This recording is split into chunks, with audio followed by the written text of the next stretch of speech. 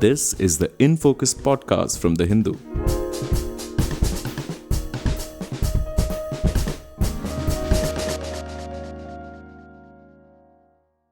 Hello and welcome to another edition of the In Focus podcast. I'm your host, G. Sampath.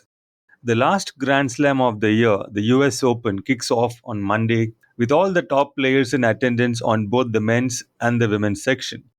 The draw is out, and interestingly, for Novak Djokovic, who will be seeking a 25th Grand Slam title, his three biggest challenges, Carlos Alcaraz, Daniil Medvedev, and Jannik Sinner, are all on the opposite side of the draw, which means he won't meet them before the final.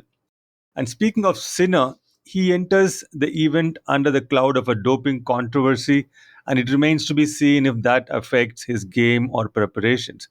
On the women's side, as usual, the big three of Iga Swiatek, Aryna Sabalenka, and Elena Rybakina remain the favorites with a couple of dark horses in the likes of Jessica Pegula and Jasmine Paolini. But given this basic information that seems to be sort of rather uncontroversial, who are the stars that are in form? Which are the matchups to look out for? And who are the other players who could spring a surprise or two?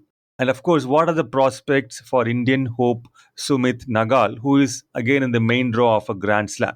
We now take a closer look at the draw and the likely narratives to emerge around the 2024 US Open in this preview.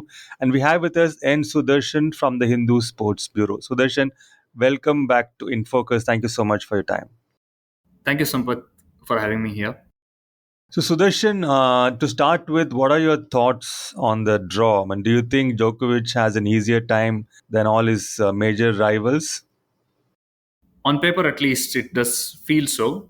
Djokovic has a relatively better path to the final compared to Sinner and Alcaraz, because I think for the third straight slam, Alcaraz and Sinner are slated to meet in the semifinals. So Djokovic has avoided those two and has to beat just one of them to win the title. So on paper, he does have a straightforward. There is never a straightforward path, but an easier path. But the three guys have had very interesting build-ups, I would say. Djokovic looked lost after Wimbledon. He hadn't beaten a top 10 player for close to some few months, hadn't won a title, hadn't reached a final. And suddenly the victory over Alcaraz literally changed everything. And it has sort of resurrected his season and made him enter US Open as one of the favorites, if not the favorite. And Alcaraz is coming off two straight Grand Slams, but his build up to US Open, if you consider just Cincinnati, it was not great because he lost a very bad match to Jael Monfils and later on went on to call it the worst match of his career. Sinner, like you said, is under a doping controversy. It is settled, but the manner in which it was settled has raised a lot of questions. But he did well to put all of this behind him and won the Cincinnati title. So he is coming into US Open with winning momentum. So all three are looking good. At the same time, there are vulnerabilities as well. Right. And how do you rate the chances for the other contenders like Holger Rune, Ben Shelton, and even Daniil Medvedev? Medvedev, I think, had a horrible run up. I think he lost. He hasn't won anything big. But what about these three players who are, I think, the dark horses?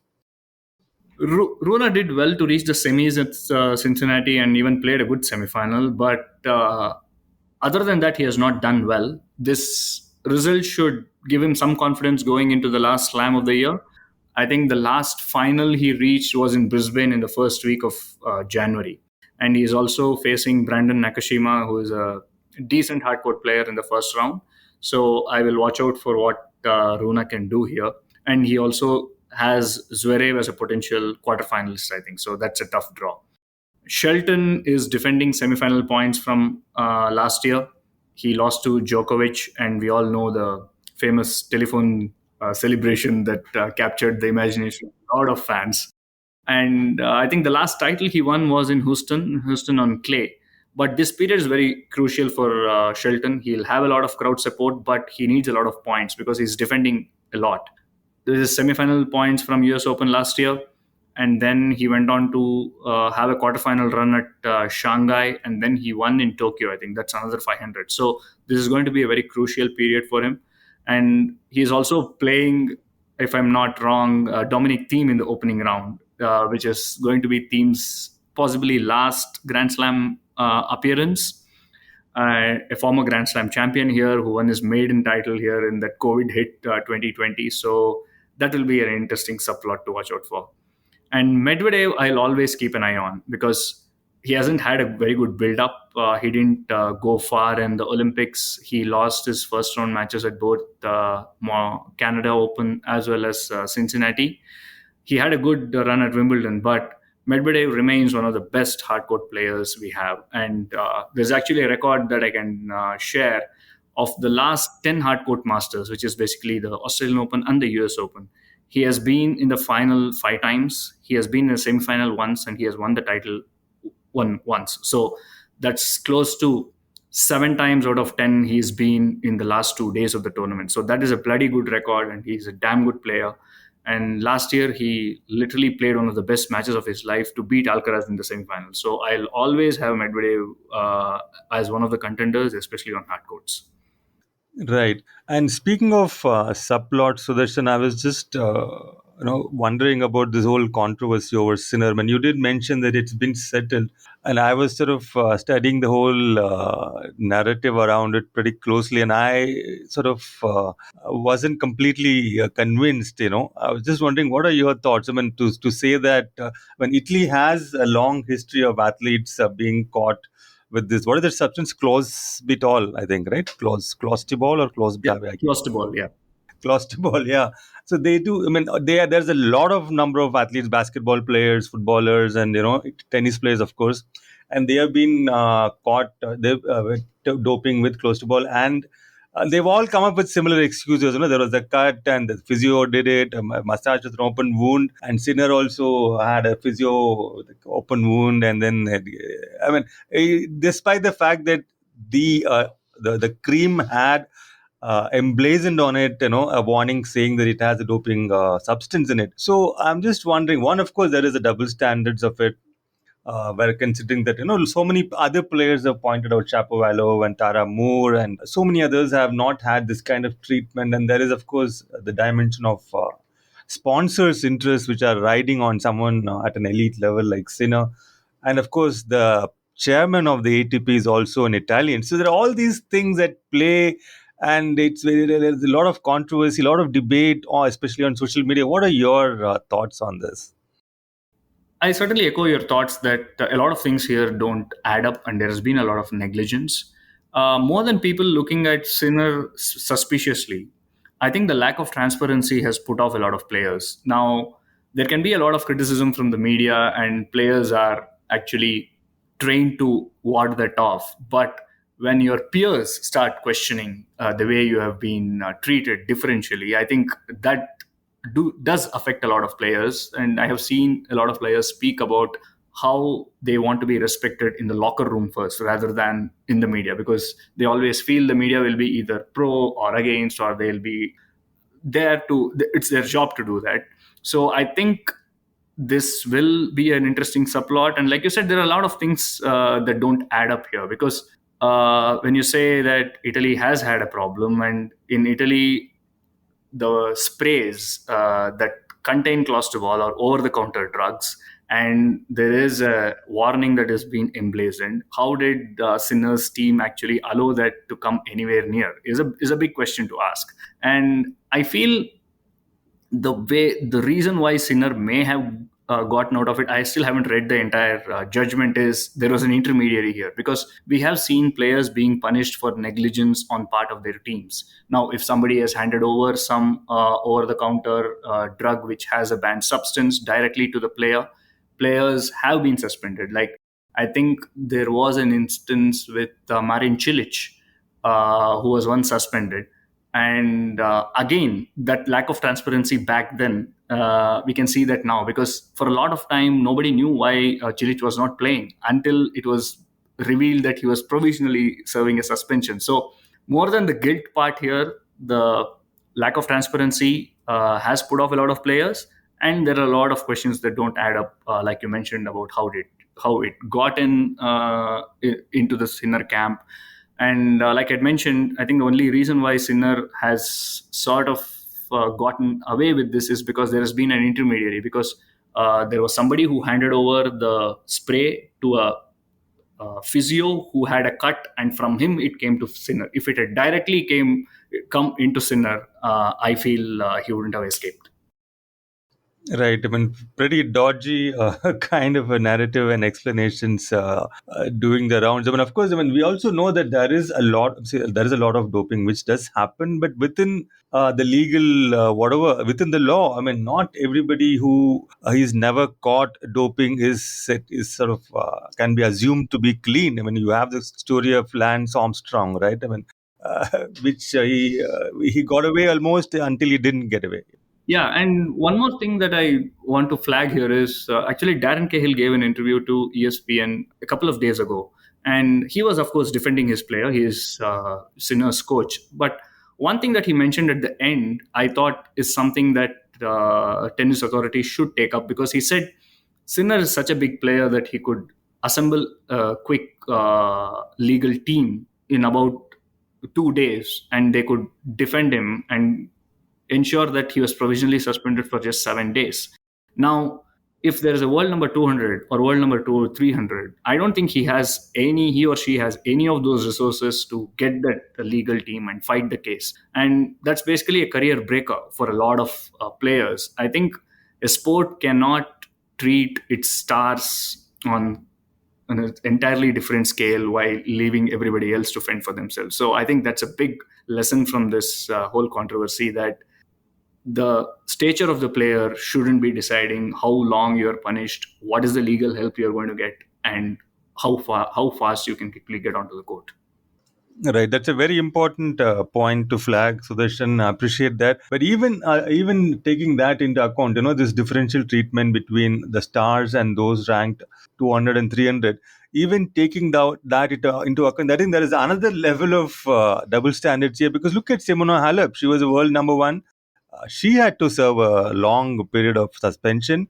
Look at Sharapova, there she's a star. She could assemble any amount of team. She didn't get this kind of leeway. I mean, even among the stars, there seems to be, if you take just the stars into account, there is Sinner and there are the likes of Halep and Sharapova and so on. Cilic, to take into account, I mean, is another case in point. I think there's clearly some kind of, a departure here, which I think a lot of players have pointed out. And I think this is going to be one of the talking points of the US Open, and we'll find out, of course, how it plays out. Coming back to the draw, Sudarshan, on the women's side, in recent years, the US Open has thrown up a lot of surprise champions, players who haven't really managed to go and win another slam. It's just that one US Open, players like Emma Raducanu, Sloane Stephens, Bianca Andreescu, and they're all going to be there, I think, again this year. So do you think we can expect any such surprise this time, or is it likely to be settled between the big four of Swiatek, Sabalenka, Rybakina, and Coco Gauff? In women's tennis, I'll never rule out a surprise, which is, I think, a very tiring line that I have said often, but I'll stick to it. But it does feel like there is a definite pecking order now. And of the four, I will pick Sabalenka, because she is a great hardcourt player, and she won the Australian Open, has had pretty consistent results on clay.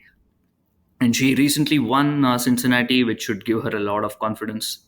Cincinnati is a fast court, conditions were pretty windy, and the way she handled it was pretty good. So Yeah, but I was just wondering about that. So the Cincinnati is pretty fast, but I've been reading reports saying that the US Open courts are much slower. So can Sabalenka really count on her victory over Swiatek in Cincinnati to sort of mean anything? I mean, when the conditions are going to be like pretty different. Yeah. you're right in that US Open is slower than Cincinnati, but I do feel that for players to make that transition is still a better transition than going the other way around. And US Open is not as slow as Indian Wells, I would say. It is still medium fast. So Sabalenka should be able to do well. And she has been a finalist here last year. And she did look like winning that final until Coco Gauff sort of turned it around. And talking about Coco Gauff, she has had a very below par lead up. She didn't do well at Wimbledon, and she didn't do well at the Olympics. So she is having problems, and it'll be interesting to see what kind of pressure she'll be under, considering she is the defending champion. Swiatek has a easier first few matches. I feel. I think there's a good chance that she might open with two qualifiers, and then I think she has Daniil Collins in the quarterfinals, who is on her farewell tour, but a powerful player, and on hard court she is damn good. And considering the tetchy end to their Olympics final, that will be one to sort of watch out for. Rybakina looked pretty good in Wimbledon until the semis. After that, she had some illness, and her opening match in Cincinnati, I think she lost. So, but she's still a very good hardcourt player. But I think there is some turmoil going on in her camp, which is split from a long-term coach as well at a very crucial time. Yeah, that is there, and so it remains. I mean, we can't really judge what form she is in because she has not played much for the past month and a half. And you mentioned Raducanu, and she is opening against Sofia Kenin, and Andreescu, another former champion, is opening against Jasmine Paolini, who had a superb summer, reaching the finals at both French and Wimbledon. So there are a lot of names to watch out for, capable players, but I still feel Sabalenka will be the favorite going in. Right. Sabalenka, of course, is one of the leading contenders.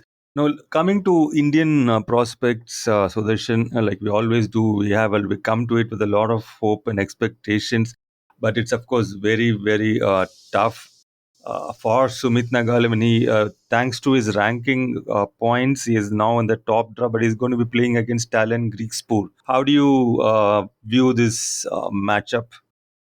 It's another tough match for him, considering he opened against I think Bublik at the Australian Open, and then he had Hachanov at French. He drew Kecmanovic at Wimbledon, and now he is drawing Talon Greekspur at US Open. Those are four tough openers for anybody. Greekspur is a good attacking player. Just hang on 1 second. So when you're saying there are four tough matchups, and he himself is ranked in the 70s, when he's not playing a top 10 or even a top 20 player, like what can you expect? Can a player be ranked 72, 74 and expect to play somebody who is 110? I mean, that's not going to happen, right? Like, how is it a tough matchup? It's as good as it gets, wouldn't you say? I'll say that, but it is also true that all these players are capable of going much higher, and they all drop down a bit because Talon Greekspur is a pretty good player, good attacking player who has won ATP Tour titles. He lost two very tough five setters both at Wimbledon and French. He took Zverev to five sets in France, in Paris, if I'm not mistaken. And then he had a pretty good five setter against Kecmanovic at Wimbledon. Interestingly, Greekspur and Nagal might have met if Nagal had won the first round at Wimbledon. So he is a good player, good attacking player, but he may also give his opponent chances because he take a lot of risks. And Sumit Nagal is known for being solid, not making too many mistakes. So there is going to be chances for him, but will it be enough to get him three sets out of five? I'm not very sure. But what is his form on hard courts been like? I mean, Clay has been doing pretty decently, but since the post-Olympic hard court tournament he's entered, I mean, he's lost all of them in straight sets. I don't know if he was competitive or he was not playing well. Do you have like an idea of like how well he's playing? Not really, because I have not been able to catch a lot of his matches. But the scorelines do suggest that on clay he has been competitive and not so much on hard. And we'll also, I mean, we need to see how much of energy he draws from his past US Open experiences, because this is one slam where he has had some happy memories. He won a round in 2021, I think, and then 2019 he took a set of Roger Federer. But those are all far off, and like you said, he's ranked 70, and these are matches, tough matches that he needs to sort of learn how to win them, because he has consistently proved now for a year or two that he's good enough to get into the grand slams. Now he needs to win a couple of rounds to make that grade. Yeah, I think the transition from the Challenger circuit to the ATP Tour is still ongoing for him. He's not been able to consistently, get past the opening rounds of even ATP 250s. And like Winston Salem, he couldn't get past the qualifiers at Cincinnati. I think that how he's going to make the transition, I don't know. It'll be interesting to watch, I guess. And coming to the double side, Sudarshan, how are things looking for Bopanna Ebden? Are they playing at all? And what about the other Indian doubles pairings? They are playing because the draw I think will be made only closer to Sunday. I think Bopanna and Ebden are playing. Bopanna and Ebden were finalists here last year, so they are defending that as well. And Yuki Bambri and his partner Olivetti should get in because they have been playing together for a while, and they have. Uh, I think Yuki is ranked in the 50s, which should get him in. Sriram Balaji was a late entrant to both French Open and Wimbledon. We need to see whether he can get in because there will be some pullouts. He'll be in alternate list and things like that. So I think these are the three names that we can look forward to.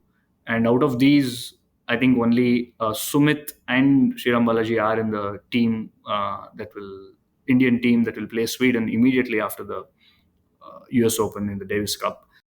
That will be in Sweden, right? That's going to be in Sweden. So for these two, it will also be some kind of form indicators going into that match. Right. One last question, Sudarshan, before we wrap up. And of course, one big name which is missing from the US Open is, of course, Nadal. I mean, you may have seen the videos. I mean, Nadal is not going to play, but he's now practicing on hard courts. Presumably for the Laver Cup. I mean, what do you make of this? I mean, why don't you just practice at the U.S. Open? I mean, is he like going to consider make the Laver Cup his swan song like Federer did, or is he going to use it as another layer of tune up and maybe make a go for French Open in 2025? Like, what is happening with Nadal? I mean, if he's fit enough to practice on hard courts, why isn't he playing? I think for Nadal, he's in like time and again he has sort of said that he is in no hurry to make the decision about when he's going to end the career, and it's also been very mixed. And there have been times when he has looked very despondent. And after French Open, he did say that there were moments when he thought he was pretty competitive, so he'll give it another shot. My own guess here, I mean, it's just an educated guess that I can make, is that the Laver Cup is going to be in Germany. I think it's Europe, and I don't think he wants to cross the Atlantic and come back. So that may be one of the reasons for the shift of time zones. And considering that he doesn't have much of a chance at US Open, and he has time and again sort of made it clear that if he's not going to be competitive at a tournament, he might well not play it. So I feel this travel and the shift in time zones and the body clock might have weighed heavily on him to not turn up at US Open and just stay put in his home base in Spain and then just travel to Germany. Yeah, but Laver Cup is not. It's not really. It doesn't have any ranking point. It's like one level above an exhibition tournament, right? Is it that important in a player's calendar? I mean, it's an invitation only tournament. I think for Nadal, it's important because of Federer. So I think that's the connection there. But Laver Cup is a bit dicey.